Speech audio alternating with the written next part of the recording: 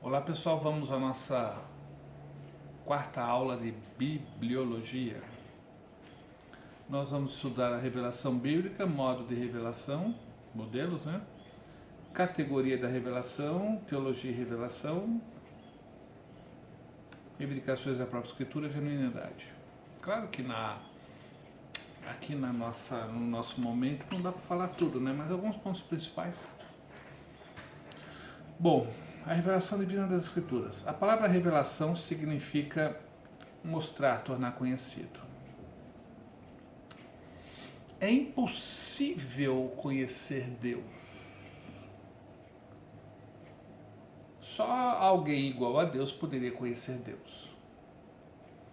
Então nós não conhecemos Deus na sua totalidade. Se você conhecesse Deus na sua totalidade, você conheceria tudo que Deus conhece. Então a mente humana não cabe tanta informação.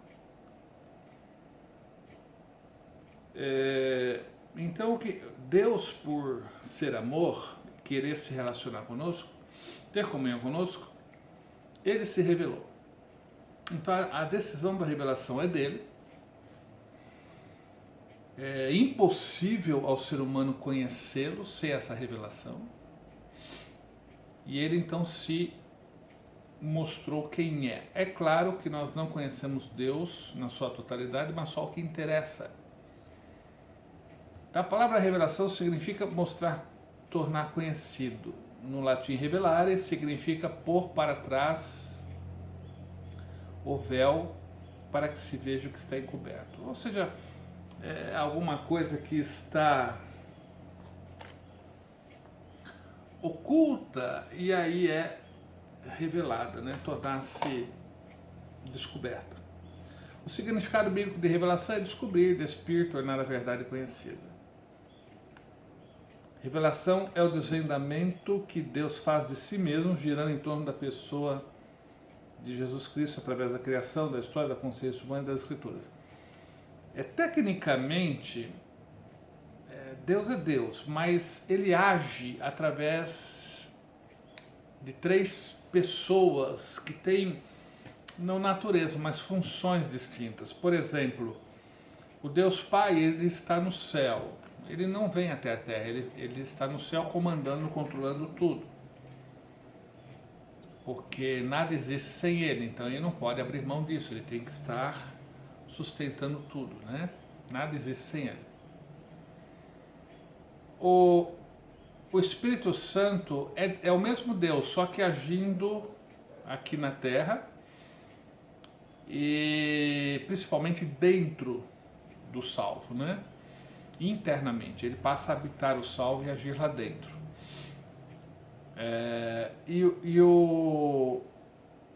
No planeta de uma forma geral, né? Mas principalmente dentro do ser humano, que é salvo. E o Filho é o mesmo Deus, só que agindo do lado de fora de nós. Ele que se tornou humano, ele que morreu na cruz, ressuscitou, ascendeu aos céus, está à direita do Pai. Então o Messias, ele que assumiu a messianidade, né? Então ele está à direita do Pai. O Filho, ele tem a função de agir do lado de fora de nós. Então, ele trouxe a revelação de quem é Deus, o mesmo Deus que habita em nós, só que visivelmente ele está do lado de fora, né? Nós nunca vimos o Pai, nenhum ser humano viu o Pai, nem o Espírito Santo, mas o Filho foi visto. Essa é a função. Então, o Deus Filho é a expressa imagem de Deus no seu caráter, na sua verdade, na sua forma de ser. Não é errado dizer que Deus se tornou humano e viveu entre nós, isso está corretíssimo. Só que ele não habitou no nosso meio em condição divina, mas em condição humana, óbvio. Como é que seria Deus humano? É Cristo. Então, conhecendo a revelação, nós conhecemos o Senhor Jesus, que ele ficou incumbido de revelar Deus. E conhecendo o Senhor Jesus, conhecemos o Pai. Ok, então a revelação gira em torno do Messias, da sua obra redentora. Eu sei que é meio confuso e a gente mistura muito Deus, Messias, Jesus. Dá uma olhada nesse 1 Coríntios 8,6. Todavia, para nós há um só Deus, o Pai, de quem são todas as coisas e para quem existimos. É um só Senhor, Jesus Messias. Cristo aqui é Messias, né? Só há um Senhor, Jesus Messias, pelo qual são todas as coisas e nós também por ele. Olha Efésios 4,6. Um só Deus e Pai de todos, o qual é sobre todos, quer dizer, Pai, age por meio de todos o Filho e está em todos o Espírito Santo. Portanto, só há um Deus e um mediador entre Deus e os homens, que é o Messias Jesus, homem. Tem um outro versículo. E a vida eterna é esta, que te conheçam a ti, único Deus verdadeiro, e a Jesus Cristo a quem enviaste. Então, no plano da salvação, o Senhor Jesus ele assumiu a condição de revelador e condição de Messias Salvador. Na condição de Messias, ele está à direita do Pai. Na condição de Messias, ele reconhece o Pai como seu Deus. Veja lá no início de Apocalipse, quando ele aparece para João. Quer ver que interessante? Ao vencedor, é o Senhor Jesus falando, hein? Já glorificado, já à direita do Pai. Ao vencedor, a pessoa que conseguir a vitória, eu farei com que ela seja uma coluna no templo do meu Deus, e essa pessoa nunca mais sairá dali.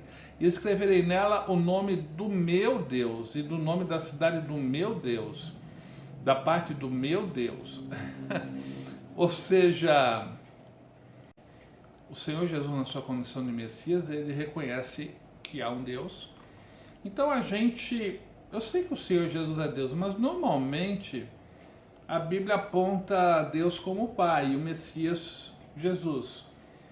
Eu sei que dá uma confusão tremenda, vou citar de novo aqui, ó, o resumo da nossa fé. E a vida eterna é essa, ou seja, como é que a gente obtém a vida eterna? Conhecendo a Ti, ó, conhecendo é a revelação. O único Deus verdadeiro e a Jesus Cristo a quem enviaste. Que te conheçam a Ti, que és o único Deus verdadeiro, o Pai, e conheça a Jesus, o Messias. A palavra Cristo é Messias Cristo em grego é Messias em hebraico, ungido em português. Que enviaste ao mundo. Então é bom fazer a distinção, tá? Há um Deus e um Messias. Embora você dizer que o Senhor Jesus é divino não está errado, que o Espírito Santo é divino não é errado, mas a gente tem um alvo, é o Deus que está no céu, Pai nosso que está no céu. Confunde, mas é bom na nossa cabeça a gente separar as coisas. Então vamos voltar ao texto. Revelação é o desvendamento que Deus faz de si mesmo. Tudo isso que eu falei para vocês é resultado da revelação. Existe a revelação geral, que é aquilo que a gente percebe de Deus na natureza. Você conhece muito do pintor pela sua obra. Você conhece muito do escultor pela sua obra, do construtor. Então você conhece muito de Deus pela sua obra. Mas é uma revelação geral. Você nunca vai saber que Deus é amor, que é perfeito, que é eterno, que Ele enviou Jesus Cristo, tá? Então é a revelação geral. Então, sem a revelação específica que é a Bíblia Sagrada, realmente fica difícil saber os detalhes da divindade. Página 104. Revelação como doutrina. A revelação é dotada de autoridade divina, sendo transmitida pelo meio palavras exclusivo da Bíblia. Na verdade, a revelação não ocorreu por palavras, a revelação ocorreu verbalmente, mas Deus, na sua infinita sabedoria, Ele orientou pelo Espírito Santo a que fosse registrado, né? Fosse registrada a revelação. Então, a primeira revelação foi falada, depois escrita. Ou no caso das cartas paulinas, primeiro escrita e depois falada, né? Porque eu imagino que ele escreveu para resolver problemas, aí presencialmente ele falou ao povo. Mas normalmente os profetas falavam e era escrito. Em alguns casos, escrito depois falado. Revelação como evento histórico. A revelação é a demonstração de disposição e capacidade redentora de Deus, conforme testificada por seus grandes feitos na história. Eu sempre digo o seguinte: o amor de Deus, ele é provado de 3 formas, provado, porque amor teórico está cheio. A criação, a redenção e a revelação. Criação, amor de Deus, né? Criação, Deus criou e nos deu tudo. Divirta-se, curta, aproveite. Com a queda, o Senhor prometeu o Messias, que ele já veio a primeira vinda e falta a segunda vinda para restaurar todas as coisas. E a revelação é exatamente Deus mostrando quem ele é. Então, tudo isso é amor de Deus. Eu criei, curta, desfrute. Vocês pecaram e eu não vou punir vocês, eu vou salvar vocês. E eu vou me revelar a vocês, que é a revelação, até que venha o Messias e complete a obra na sua primeira e segunda vinda, né? Que é a redenção, a restauração de todas as coisas que ocorrerá em 2 vindas. A primeira já ocorreu, a segunda vai ocorrer. Então, a revelação faz parte do amor de Deus. Revelação é a demonstração da disposição e capacidade redentora de Deus, tranquilo. Revelação é a automanifestação de Deus por meio da sua presença íntima nas profundezas do espírito e da psique humanas. É interessante, né, que a impossibilidade humana de conhecer Deus e se relacionar com Deus resultou em que Deus, alguns poucos que tinham comunhão com Deus eram chamados profetas, porque eles andavam com Deus. Gênesis 5, 24, e Enoque andou com Deus. É lindo esse texto, quer ver? Gênesis, né? 5, 24. Andou Enoque com Deus, e já não era porque Deus o tomou para si. Andou Enoque com Deus. Então, alguns andavam com Deus e eram chamados de profetas, porque eles passavam para o povo aquilo que conheciam de Deus. Interessante, né? Então, profeta não era alguém achado no meio da rua, era alguém que andava com Deus. Houve época em que só havia um profeta, no caso do pós-dilúvio, só Noé era o profeta.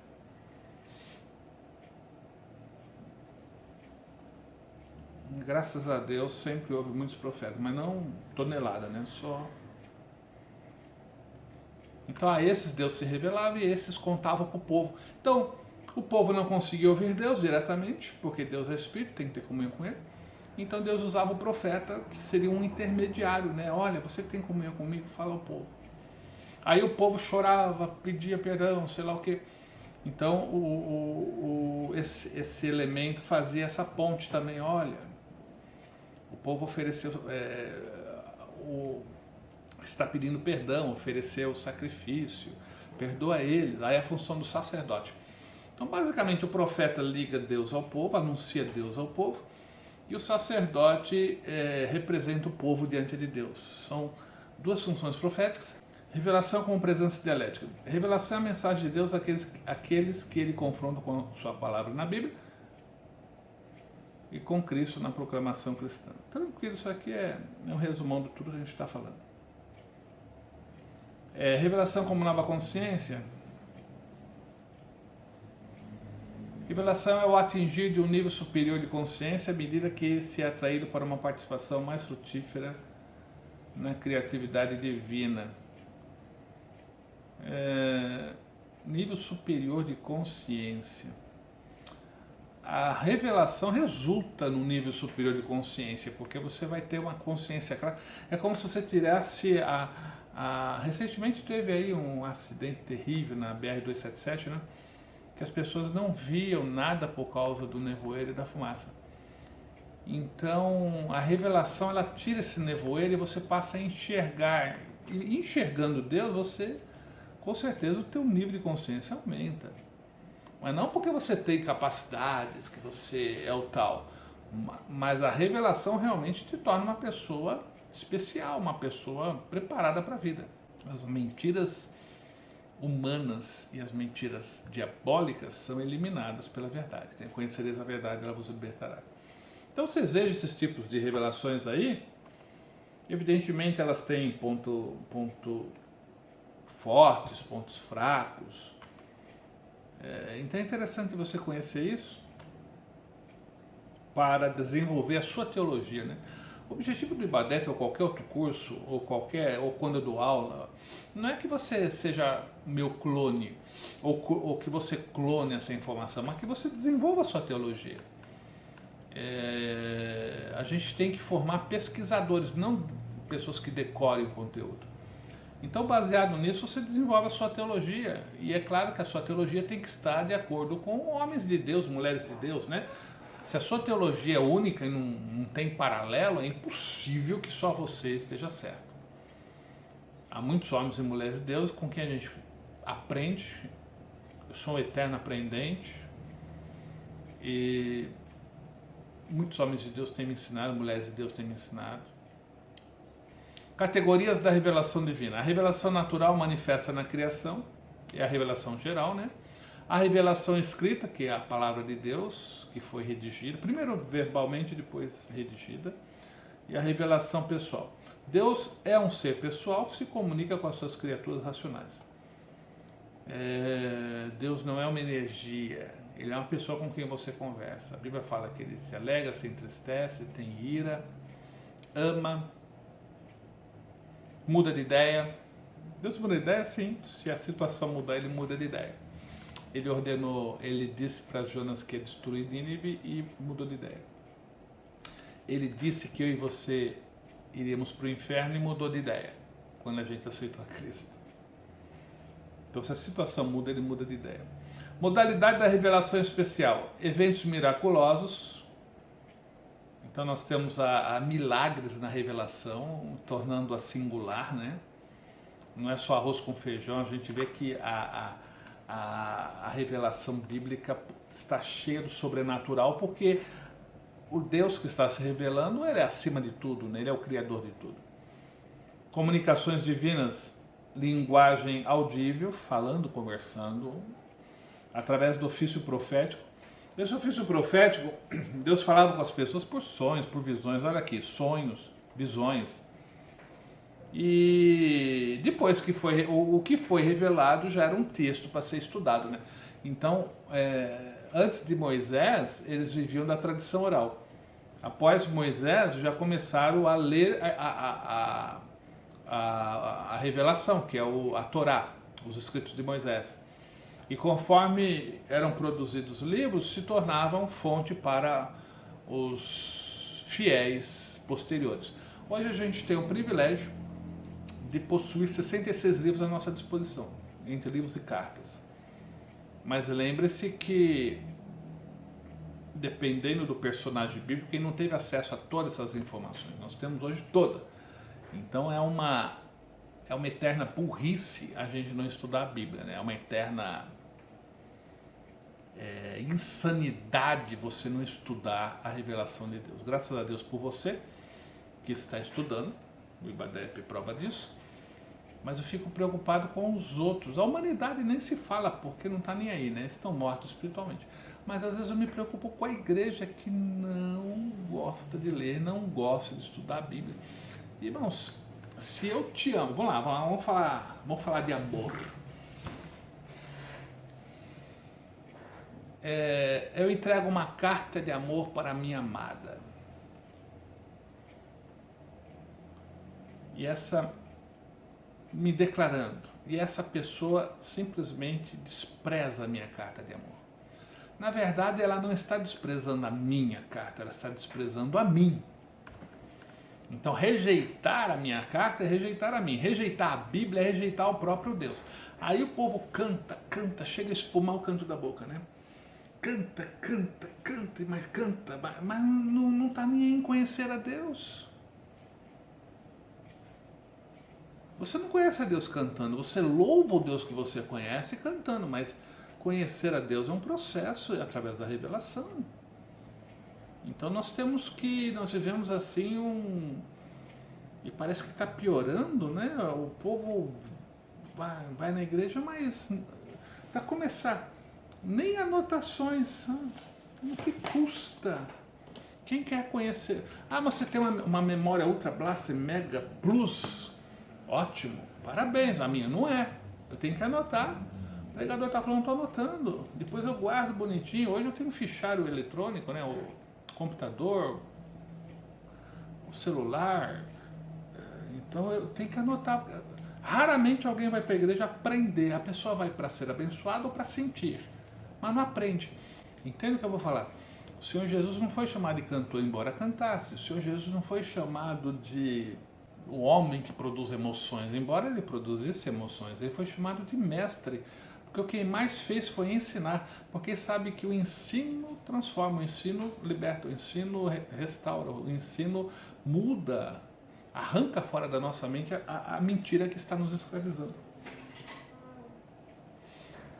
Se preocupa muito com vacinas, né, para eliminar o vírus, impedir o vírus de entrar. Mas na nossa mente a vacina preventiva ou remédio para remediar, consertar a situação, é a palavra de Deus. Ela previne, mas ela elimina problemas também. Então eu não posso mudar o mundo, mas eu me preocupo que eu e você tenhamos essa mentalidade. Divulgar isso, espalhar isso. Irmãos, nós somos de Cristo, temos que conhecer a palavra de Cristo. Senão estamos rejeitando o próprio Deus. Rejeitar Cristo é rejeitar o próprio Deus. Rejeitar a palavra é rejeitar o próprio Deus. Pode cantar até entortar a boca. Claro, irmãos, que o louvor faz parte de uma boa liturgia, mas tem que ter palavra. Teologia e revelação. As revelações são escritas geral e especial de Deus. Ok. Eu não vou ler para você, só vou alguns pontos principais. Argumento da indestrutibilidade da Bíblia. Interessante, né? Eu estava abordando sobre isso e por que não existe um livro ou autógrafo da Bíblia? Por que Deus não deixou o original? Porque se destrói o original, acabou a Bíblia. Cada livro que é destruído. Então, como há centenas de cópias, o camarada pode até destruir 99 cópias, mas a 100ª vai ficar bem guardadinha para o tempo certo, para Deus trazer à tona. Foi o que aconteceu em Qumran, foi o que acontece o tempo todo, né? Então as cópias protegeram a perpetuidade da Bíblia, né? Os originais, se destruíssem, babau. Mas houve muitas cópias. Então você vê aí na página 117, em 303, Dioclésio ordenou que todos os exemplares da Bíblia fossem queimados. Constantino se converteu 10 anos depois, mas até então a Bíblia era queimada. Já não tinha muito, porque papiro, pergaminho era caríssimo. Até hoje é muito trabalhoso fazer, né? E é caro. Agora imagina, dizem que o livro de Isaías tinha 8 metros de pergaminho. Imagina o preço. Bom, o preço hoje é absurdo, né? É incalculável pelo valor. Mas imagine você comprar 8 metros de pergaminho. Então não era todo mundo que tinha, era só as sinagogas, os pontos principais, e o povo mais ouvia do que lia. Hoje nós temos Bíblia até na parede, né? Ok, então você vai ler aqui que houve uma perseguição contra a Bíblia, mas ela permanece indestrutível, igual a Israel, né? Israel é outro exemplo, né? Se você for estudar a história de Israel, o que fizeram para matar judeu, o que fizeram para acabar com os judeus, até hoje. Todo mundo quer acabar com os judeus, não sabe nem porquê, mas todo mundo odeia Israel. Da mesma forma, a sobrevivência de Israel é um milagre, a sobrevivência da Bíblia é outro grande milagre. Então, a Bíblia é singular porque esse livro inteiro reconhece personalidade, unidade e trindade de Deus. O que é trindade? É o mesmo Deus agindo sobre 3 funções. Seria eu pai, eu professor, eu pastor, eu profissional, eu marido, só que eu não consigo fazer tudo ao mesmo tempo, mas Deus consegue. E cada personalidade que ele assume para agir é uma personalidade da Trindade, né? Magnifica a santidade e o amor de Deus, feita a sua semelhança, explica a criatura como sendo uma criação direta de Deus, expõe a criatura como rebeldia. Então o ser humano, ele não nasceu imaturo, pecador, ele nasce, ele se tornou pecador, ele não foi criado pecador, ele se tornou pecador. Então, na verdade, a Bíblia propõe um resgate, uma restauração. Ensina sobre o governo soberano de Deus, apresenta, sim, a vinda do Senhor não é para arrebatar a igreja, a vinda do Senhor, a segunda vinda, é para restaurar todas as coisas. Eu sempre digo que arrebatamento é a cereja do bolo, mas o povo só fala da cereja, né? Deus vai restaurar todas as coisas. Apresenta com grandes detalhes a salvação providenciada por Deus, delineia os propósitos de Deus com respeito a Israel e a igreja, prediz o desenvolvimento do mundo, desenvolvimento com o Messias, né? Porque o ser humano, ele vai conseguir estragar tudo, né? O desenvolvimento do mundo só é possível. Desenvolvimento, a gente não pode confundir ciências, tecnologia com humanidade. A tecnologia melhora, a ciência evolui, mas o ser humano continua do mesmo jeito. Antes matava com uma faca, hoje mata com uma bomba atômica. Antes fofocava, hoje difama nas mídias sociais. Então só mudou, evoluiu a ciência, evoluiu a tecnologia, mas o ser humano continua a mesma coisa. E só Deus pode mudar o ser humano. O ser humano que quer ser mudado, né? Porque a mudança que Deus faz não é automática, depende da nossa aquiescência, né? Depende da gente concordar, né? A gente está vendo tantos escândalos aí de pessoas tementes, que se diziam tementes a Deus.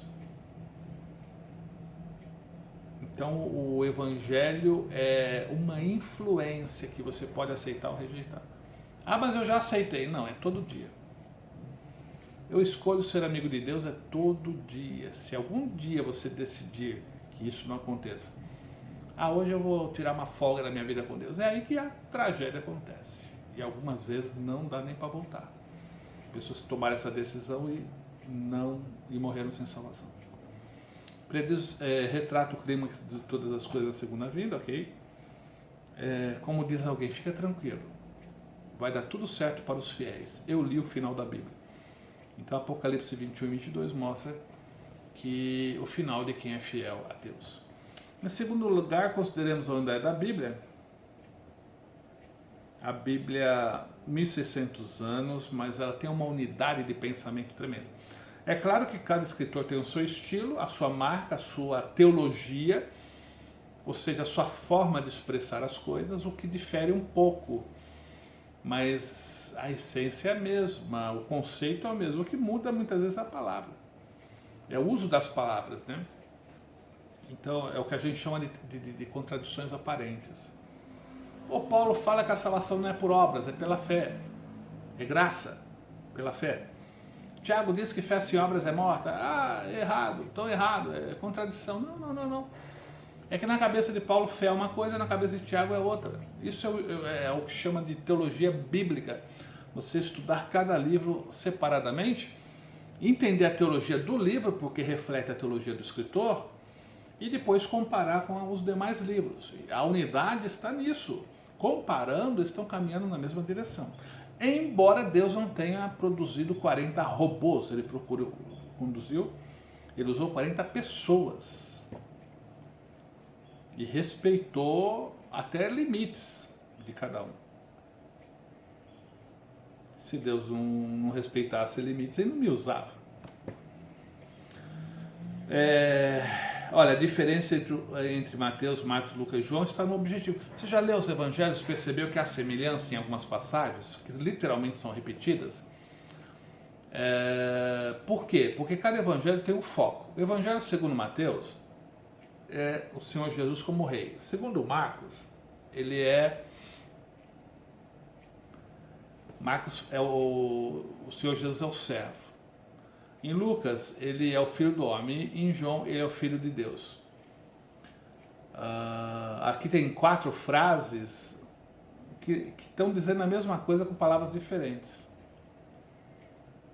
E a semelhança entre os evangelhos, não sei se você já chegou nisso, é que um usou o outro como fonte.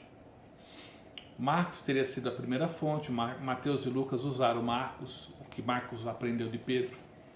E João foi o último que fez um evangelho completamente diferente. Argumento da influência da Bíblia. Ok, só ler. Argumento da profecia cumprida. Interessante, né? A Bíblia... o Nostradamus profetizou, mas os camaradas faziam uma ginástica para interpretar o Nostradamus. E a Bíblia é muito clara, né? Tem profecia, sim, que é um pouco difícil de interpretar, mas a gente percebe, assim, que profecias que já ocorreram, já se cumpriram. E é difícil você chutar o futuro, né? Ou você prevê ou não prevê. Satanás, ele chuta, né? E tem uma margem de acerto. Mas Deus, ele prevê, ele sabe. De alguma forma, ele sabe o futuro. Não sei como é que ele sabe, mas ele sabe. Então, ele já diz o que vai acontecer. Então, a Bíblia tem profecias que já se cumpriram e, com certeza, as outras vão se cumprir. A sua própria ressurreição era uma profecia que ele anunciou. E chamou a atenção de Tomé. Tomé, você não creu? Você só crê me tocando, mas eu disse que ia ressuscitar. Você devia ter crido no que eu disse, não no palpando. As reivindicações da própria Escritura, bem interessante você ler. Paulo afirma que as coisas que ele escreveu eram mandamentos de Deus, que os homens deviam aceitar como a própria palavra de Deus aquilo que ele pregava, que a salvação dos homens e das mulheres, né, depende da fé nas doutrinas que ele ensinava. João ensina que seu depoimento era o testemunho de Deus. Pedro... Então, todos eles tinham essa inspiração e essa consciência que falava em nome do Senhor. Só que eles tinham a infalibilidade, a supervisão, o theopneustos, a inspiração divina. Após João escrever Apocalipse, acabou isso, ok? Então, ninguém tem essa inspiração. Irmãos, o que eu estou te falando é a palavra de Deus, mas confiram. O que eu estou pregando é a palavra de Deus, mas examine se de fato é assim. Então, tem gente que confunde autoridade com arrogância. Eu estou pregando, você tem que crer, porque eu sou o homem de Deus, tal. Isso aí já não é autoridade, isso é arrogância. A autoridade tem humildade. E a minha autoridade, veja bem, eu não sou a verdade, eu sou um estudante da verdade. O Senhor Jesus é a verdade, e além dele mais ninguém. Então o que ele falava era absoluta verdade, inquestionável. Eu sou um estudante da verdade, tudo que eu falo tem que ser questionado. Tudo que o pastor fala tem que ser questionado. Tudo que o irmão José da Silva fala, o grande, o magnânimo pregador ensinando, tem que ser questionado, não é assim não. Agora, o que a Bíblia fala, eu questiono a interpretação, não a veracidade. Será que o que eu estou interpretando corretamente? Será que fulano está interpretando corretamente? Será que é isso mesmo que o texto diz? Aí tudo bem. Agora, será que a Bíblia é a palavra de Deus? Aí não. Por isso que para fazer o Ibadete, por exemplo, você tem que ser já convertido. Porque não seria útil para nós termos alguém em sala de aula? Deus existe? A Bíblia é a palavra de Deus mesmo? Acho que não, hein? Nossa, eu ficar patinando.